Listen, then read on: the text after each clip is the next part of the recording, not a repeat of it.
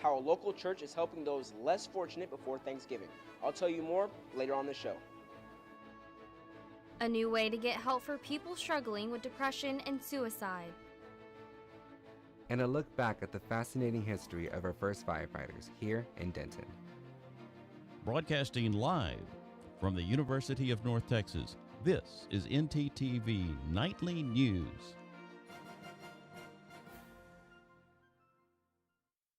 Thanks for watching.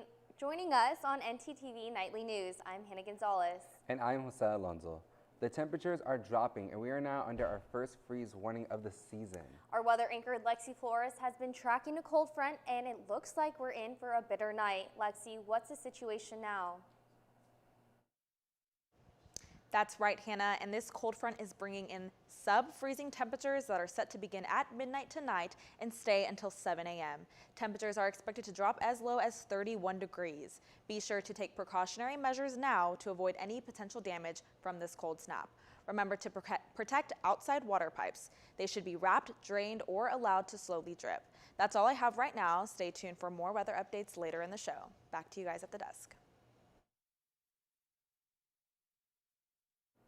Thanks, Lexi. The U.S. Department of Labor is suing Peterbilt, the American trunk manufacturer headquartered in Denton. In March of 2020, an employee reached out to the Denton Chamber of Commerce, claiming the warehouse of nearly 2,000 employees was not following social distancing guidelines. According to the lawsuit, the employee was fired the next day, a direct violation of federal whistleblower protections. The suit does not mention how much the employee seeks in damages and back wages. The Carroll Independent School District is under fire from the U.S. Department of Education. There are 3 open investigations involving the school district. The complaints began about 3 years ago when 2 videos of Caucasian students chanting racial slurs went viral. School officials say the district is fully cooperating with the investigations, but because students are involved, they cannot provide any other information. And tonight, trouble brewing at a Texas university, but not for what's on the field, but rather students in the radio booth. ntTV sports anchor Zach Fox has the details.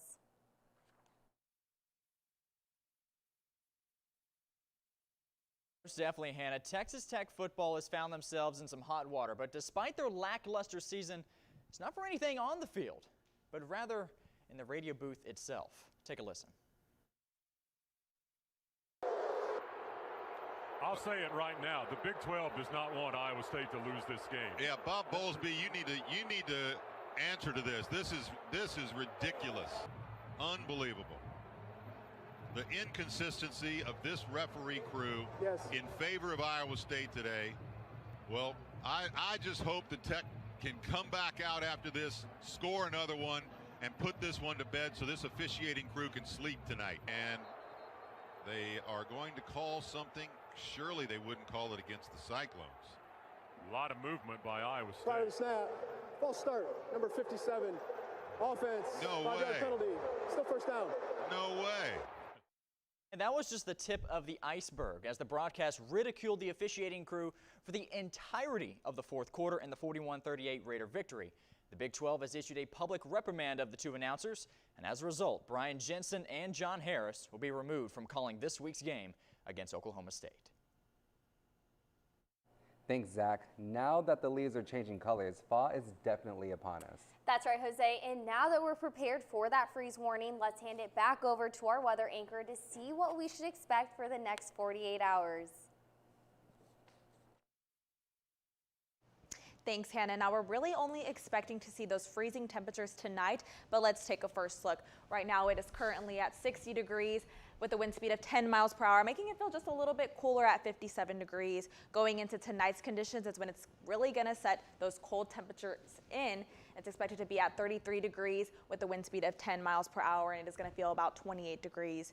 Going into tomorrow's conditions, it's going to feel very similar to today at 60 degrees, feeling like 55. And tomorrow we are expected to see some big gusts of wind throughout the day at 20 miles per hour. Now that's all I have for our first look. Stay tuned for a 7-day forecast later in the show. Back to you guys at the desk.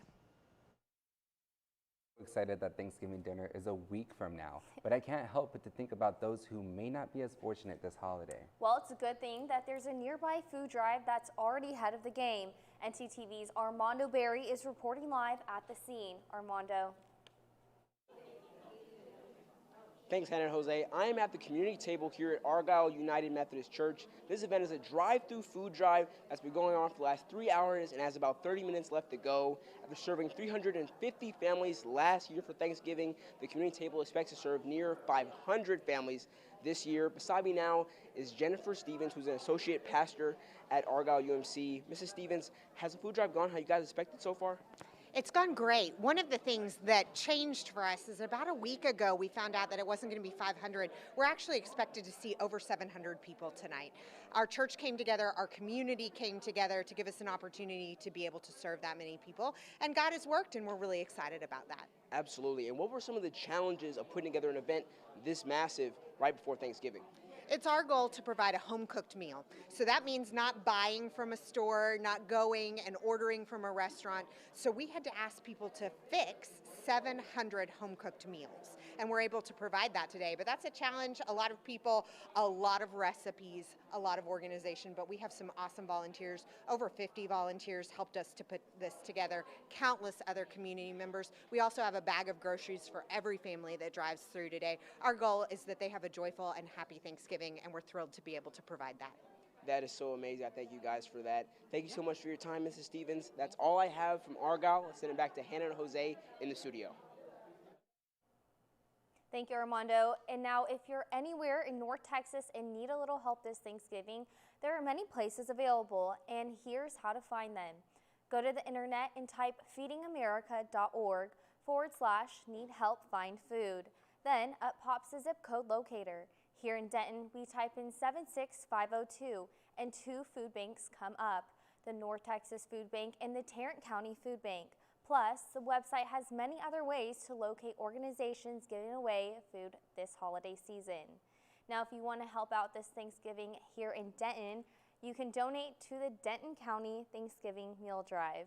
The goal is to gather enough food for the 350 families. The items needed are listed on the Thanksgiving Drive website. Now, if you don't have time to shop, you can donate monetarily and the organizers will do the shopping for you. And of course, volunteers are needed to help organize and hand out the donations. So if you're in the giving spirit this holiday, you can sign up with your family to help out in the days ahead. The holiday season certainly means helping others, but it also means getting together with family and friends. And for many of us, that means we'll be hitting the road. The question is, how much will all that holiday driving cost? Stay with us for the answer.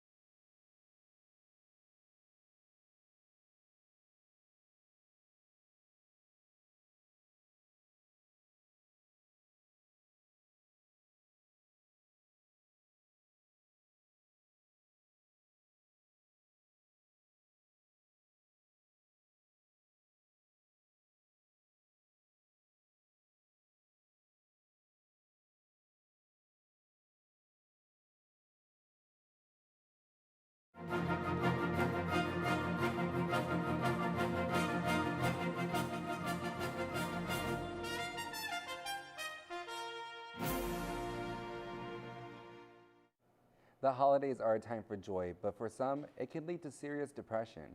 It's difficult to reach out when you need help, but the FCC is combating that with technology.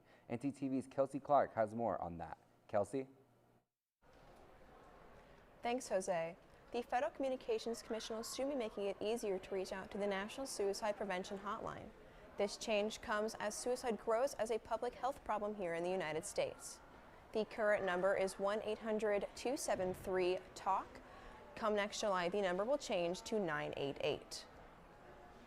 This easy-to-remember 3-digit number will expand accessibility to the critical national hotline. Both texting and calling 988 are available, and the FCC says that having a texting option will benefit young people and people with disabilities. If you or someone you know are having problems, please do not hesitate to reach out. That's all I have for you today. Back to you guys at the desk. Thanks, Kelsey. And with Thanksgiving 1 week from today, millions of people will be hitting the road to visit loved ones. But how will the cost of gas, rental cars, and hotels be effective? CNN's Jen Sullivan has the latest. This Thanksgiving, brace yourself for possible pre-pandemic holiday highway congestion. You're going to be sitting in that old-fashioned traffic again. With inflation, supply shortages, and massive demand, as more families gather in person, experts warn traveling to your destination will cost you more patience and more money. So it's more, but as we've always discovered, no matter how much gasoline prices are, people are still going to take that trip. They'll just budget along the way. Maybe they won't be showing up at Thanksgiving dinner with a really big pie, might be a smaller pie. The national average of gas is $3.41 per gallon.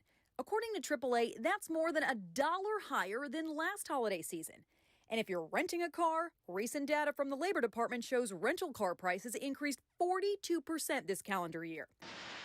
No relief if you are going to fly to your destination either. From staffing shortages to possible flight cancellations, airlines are expecting challenges during the busiest travel season of the year. And so we're seeing a lot of scrambling by the airlines, and it's going to continue heading into the holiday season. Hotel rates are also up. According to AAA, mid-range hotel rates increased about 39%.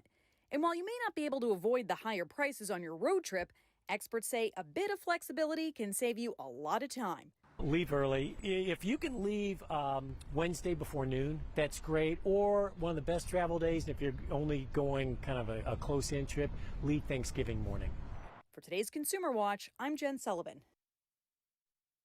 AAA predicts that nearly 54 million people will travel for the Thanksgiving holiday, up 80% over last year. Turkey Day is almost upon us. Hannah, what are your Thanksgiving plans? Well, Jose, I will be spending Thanksgiving with my family, but I'm worried it's going to be a little bit chilly this year. What can we expect about the upcoming holiday weekend, Lexi?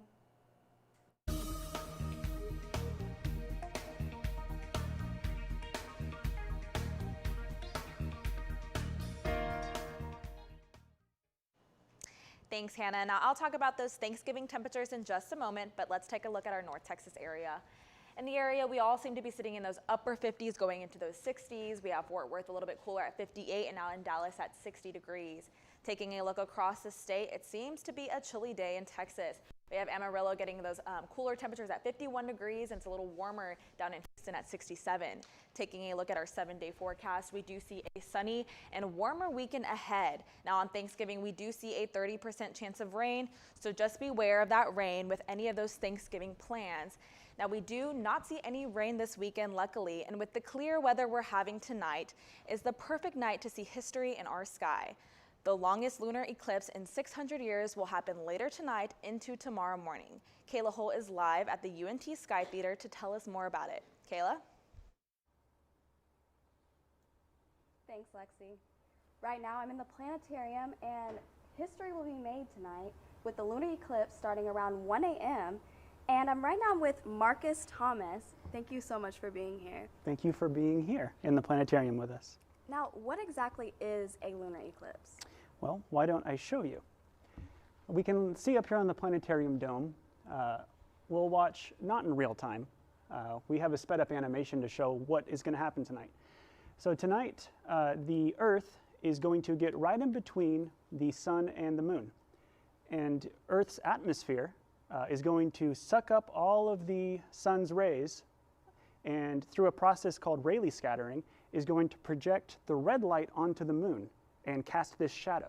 So tonight we're going to see a near total lunar eclipse that is the longest that Earth will have witnessed in over 500 years.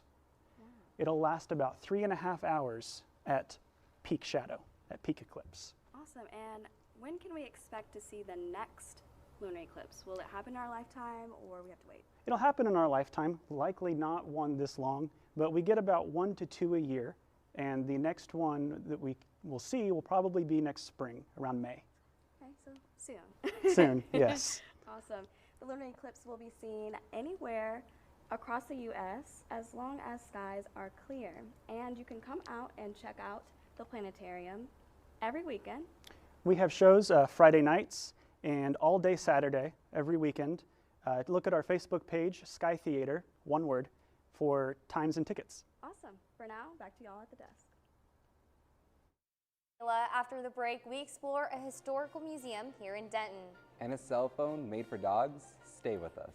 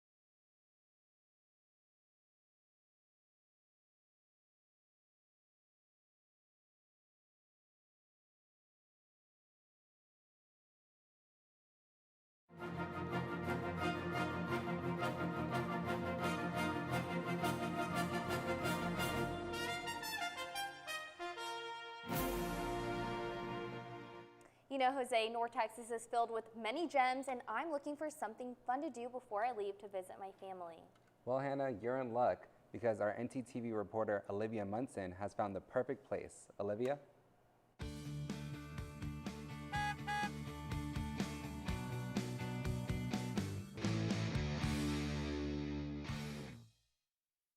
Thanks, Hannah and Jose. I can definitely fill you in. As the winter season approaches and the weather gets cooler, indoor activities are all the rage. But what about something that's not only fun, but educational too? Well, if you head east of UNT, you'll find just what my teammate and I discovered. Located on Hickory Street, just east of the University of North Texas, sits the Denton Firefighter Museum that is designed to showcase the relics from the 19th century to represent all that being a part of the fire department is about. There are no worries to be able to look but not touch. The experience can be done solo or in a group tour to get the chance to try on actual firefighting gear and see equipment that was used decades ago. Visitors are in store for a blast of the past with free admission as well. The museum is open weekdays from 8 a.m. to 5 p.m. and serves the purpose of demonstrating both tangible and historical education in Denton, Texas. The Denton Fire Department has been up and running since 1874, and a museum that pays homage to their hard work as well as firefighters across the nation is preserving their valiant duties. It's a fascinating museum and well worth the trip during this holiday season. Back to you, Jose and Hannah. Thanks, Olivia. With this cooler weather coming in, North Texans are probably looking to expand their winter wardrobes. And if you fit that description, reporter Michael Matthews has just the shot for you. As the changing climate takes center stage, many Denton residents are looking to fill their closets sustainably and affordably. One newcomer in the local fashion scene is Salvage Secondhand Shop, located on Oak Street near the downtown square. Inside, shoppers will find a colorful array of clothing, art, and music. Juliana DeGennaro curates the clothing throughout the store, helping buyers find the good stuff. The purpose for people like us is we do the searching for you, and we do the hard work, and we bring you the best stuff we can find. Even though the clothes are curated, Juliana makes sure that buying clothes at Salvage won't break the bank.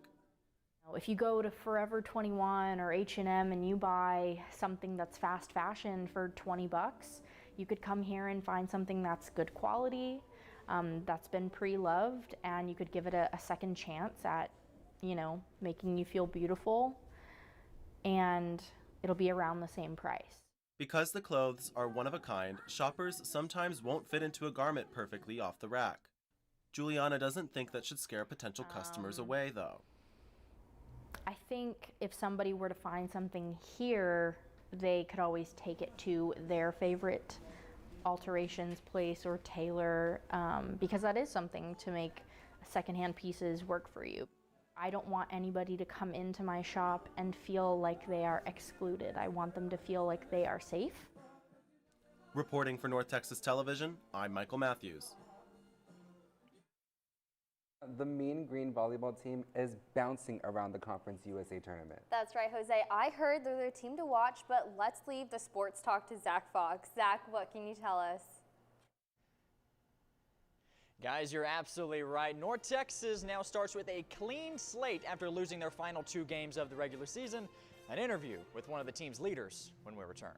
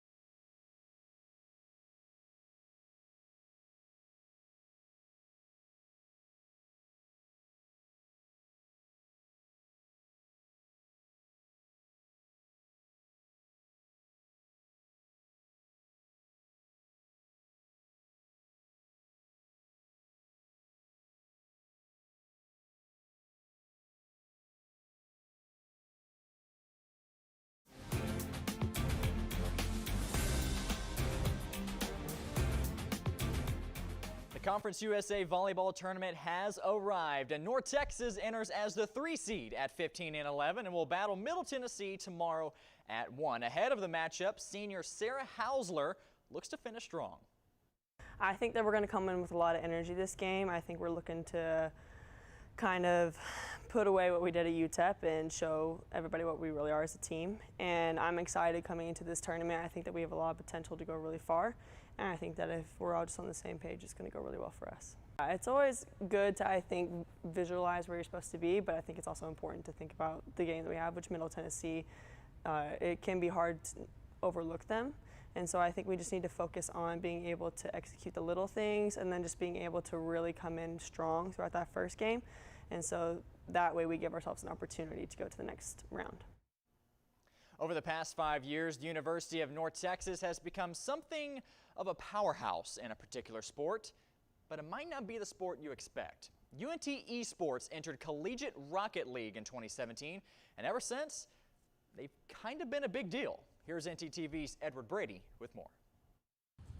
The Pole Rec Center is home to many activities and is a hotspot for students. But if you took a left turn at the entrance and peered into the area over the past month, you would have seen an entire athletic season play out before your eyes. UNT's very own Rocket League team. I realized as I was leaving high school that I was good at the game, and I was like, maybe I could take this to esports, and it just turned out that UNT had like a really good Rocket League team at the time. UNT's short history in Rocket League is a very storied one.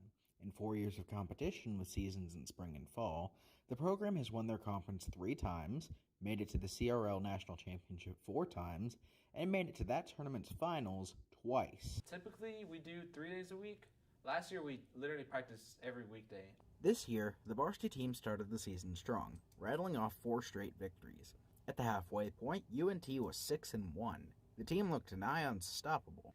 Unfortunately, we had to bring in our sub because one of our players had an out-of-game injury. Trey Tritone Benedict stepped up to the plate admirably. They started adjusting as quick as possible. He started adjusting the speed of play.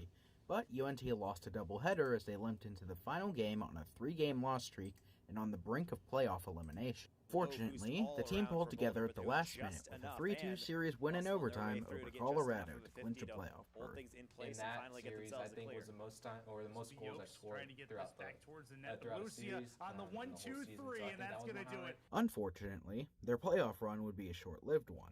The first seed Columbia College would sweep them 4-0, and the eventual champions UNLV took them out in the lower bracket 4-1 off 2 overtime victories. Short term, we still have the spring season together, and then we have next fall season together. Despite the rough ending, the UNT Rocket League program is primed to bounce back and ready to face whatever challenges lie ahead. I'm Edward Brady, ntTV. And finally, the UNT men's basketball team looks to bounce back after the 3-point loss to Buffalo Monday. The UT Arlington Mavericks will make an hour drive to the Super Pit tonight after falling to Abilene Christian 80-71. Tip-off tonight at 7.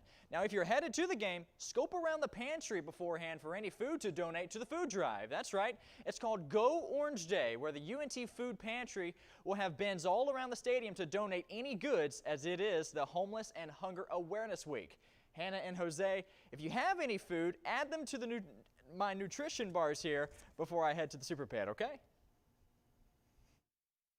Well, Zach, I'm on it, and I'm sure Jose has something he can round up. But now, if you're a dog owner, you probably spend a lot of time calling your dog to eat, to come inside, and calling them out if they misbehave. But now, animal researchers are developing a way for Fido to call you on the phone. That's it. Let's take a look. When you pick up the phone and say, hello, you don't expect this from the other side. Hello, yes, this is Dog. Cartoon becomes semi-reality as animal tech researchers at universities in Scotland and Finland experiment with dog phone. No, it doesn't look anything like a human phone. It's a soft ball with a technology device on the inside of it. Actually buried inside a tennis ball within the ball. When Ileana Hersky Douglas's dog, Zach, moved the ball, it triggered the nearby Dog Height laptop to ring. Zach's owner answered the call, and the two would end up face to face with audio and video if he didn't ignore her. During a 16-day experiment, Zach the lab called often. It was about 5 times a day. And when he didn't call, he wouldn't ring me through the day, and I'd be thinking, oh, he usually rings me at this time. Commercial companies like Pet Chats have tried combining remotely operated treat dispensers with a paw call that sends the owner a text alert. But no one really knows if pets are intentionally calling their owners. Some days he would sort of lean on the ball and then he would ring me from this, either with his butt or with his shoulder. Maybe this is all just one big doggy butt dial. After all, dogs like to say hello from behind. Ginny Mose, CNN, New York. What is that, Lexi? Do you think you would get that for your dog? I think it might be an investment I'm looking into. Yeah, Zach? Lexi, I'm right there with you. Well, thanks for watching ntTV Nightly News. We hope you join us this spring on North Texas Television, but until then, have a safe and restful holiday season.